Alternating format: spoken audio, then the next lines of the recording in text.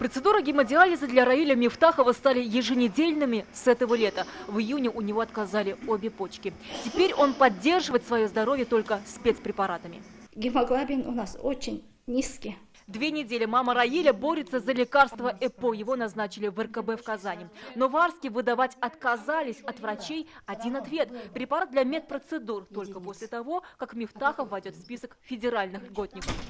Мне сказали месяц ждать. Через месяц в реестр войдет. Просто так мы не можем дать вам. Всего лишь 24 августа только в реестр она еще вошла, сдала документы пенсионные. Есть вот время оборота документов.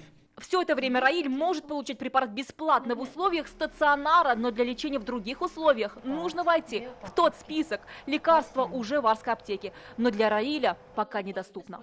Это у нас уйдет онкология уже. Больным мы отдадим другим.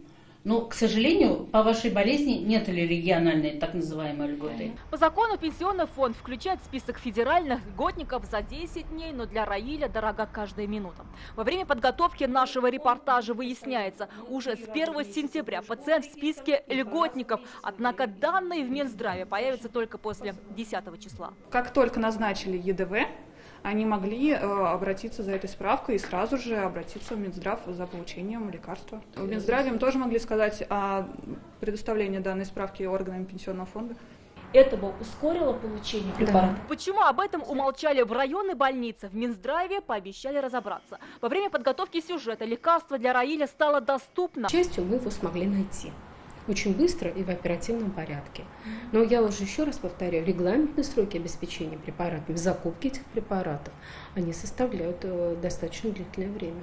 Вот эту, если кашу не заварили, я это лекарство наверняка не получила бы. Альбина Минибаева, Ринат Сафин, Арск, Казань, ТНВ.